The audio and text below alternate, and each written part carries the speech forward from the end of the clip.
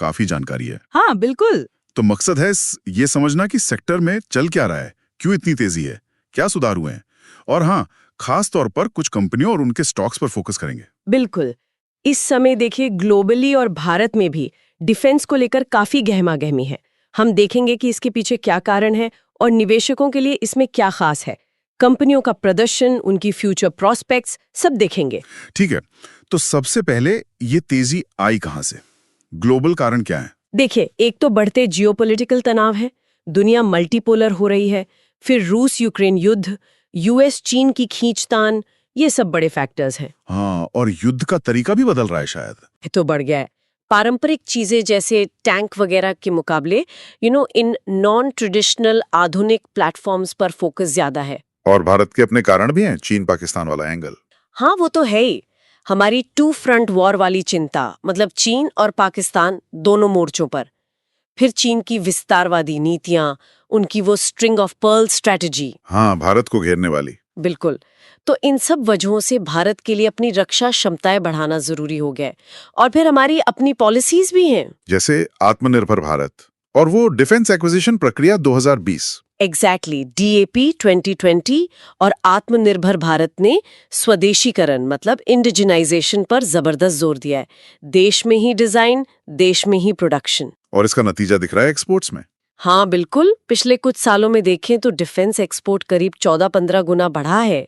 ये बहुत बड़ा जंप है। अच्छा, तो ये जो पूरी वैल्यू चेन है डिफेंस की, वो कैसी दिखती है? मतलब कौन क्या बनाता है? मोटे तौर पे समझे तो सबसे ऊपर है हमारी सेनाएं, आर्मी, नेवी, एयरफोर्स, जिन्हें हम वेपन कॉम्प्लेक्स कह सकते हैं। फिर आते हैं टियर 1 मैन्युफैक्चरर्स, जिनमें सरकारी कंपनियां यानी डीपीएसयूज जैसे एचएएल, बीईएल हैं। ओके। फिर आते हैं सिस्टम इंटीग्रेटर्स। ये अलग अलग हिस्सों को जोड़कर पूरा सिस्टम बनाते हैं। इसमें टाटा, एल&टी डिफेंस और बीएल खुद भी है। अच्छा, बीएल दोनों में है। हाँ, वो टियर 1 भी है और सिस्टम इंटीग्रेशन भी करते हैं। इनके नीचे आते हैं सब सिस्टम प्रोवाइडर्स जैसे एस्ट्रा माइक्रोवेव, पारस डिफेंस, और फिर एकदम नीचे कंपोनेंट बनाने वाले जैसे कृष्णा डिफेंस। समझ गया। तो चलिए अब कुछ स्टॉक्स पर आते हैं। भारत इलेक्ट्रॉनिक्स, बीएल की बात सबसे ज्यादा होती है। क्या ये वाकई इंडस्ट्री का एचडीएफसी बैंक बन सकता है? देखिए, बीईएल का प्रोफाइल बहुत सॉलिड है। वो radar, EW systems, avionics, electron optics, यहाँ तक कि टैंक, मिसाइल, सबमरीन के electronics, unmanned systems, anti drone system सब बनाते हैं। मतलब मॉडर्न वॉरफेयर इलेक्ट्रॉनिक्स का किंग एक तरह से। हाँ, कह सकते हैं। उनका focus clearly non traditional systems पर है।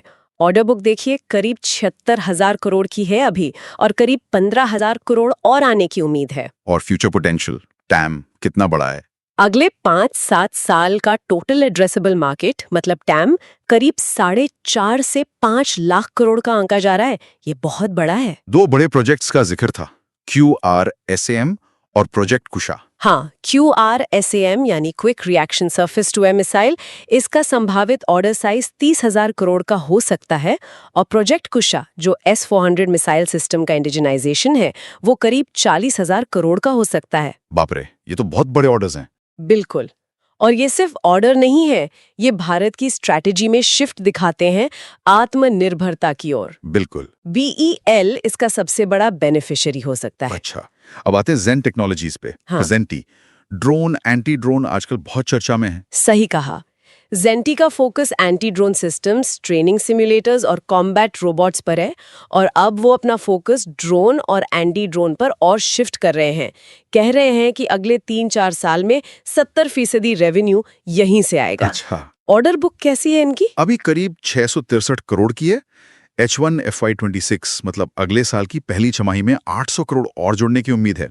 और पाइपलाइन मतलब जो ऑर्डर्स मिल सकते हैं वो अगले 3 साल में 6,000 करोड़ की बता रहे हैं। लेकिन एक चिंता भी बताई गई थी सोत में, ऑर्डर मिलने में देरी की। हाँ, वो एक रिस्क फैक्टर है।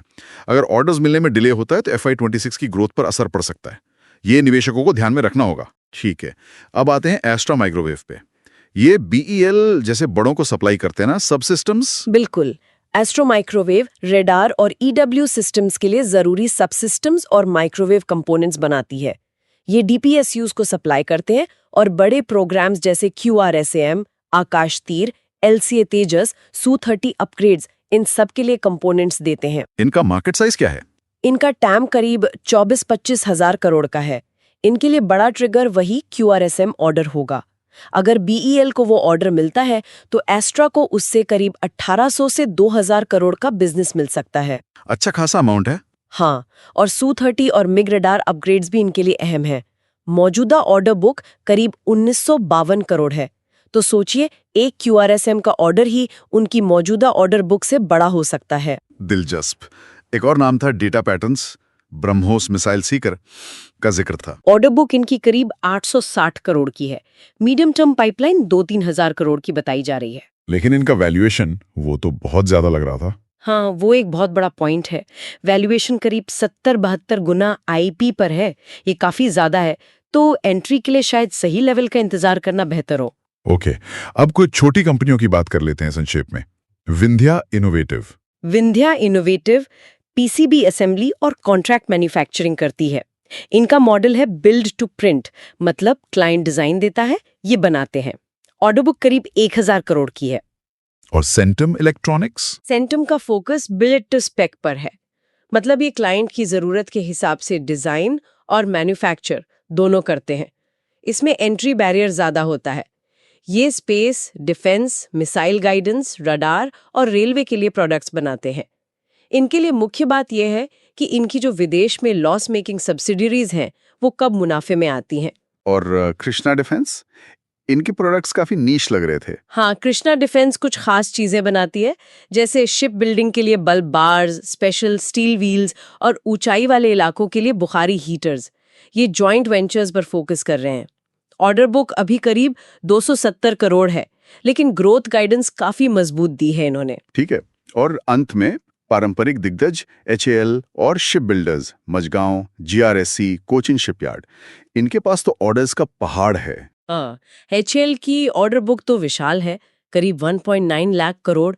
Aircraft, helicopter, MRO, maintenance, repair, overhaul सब करते हैं।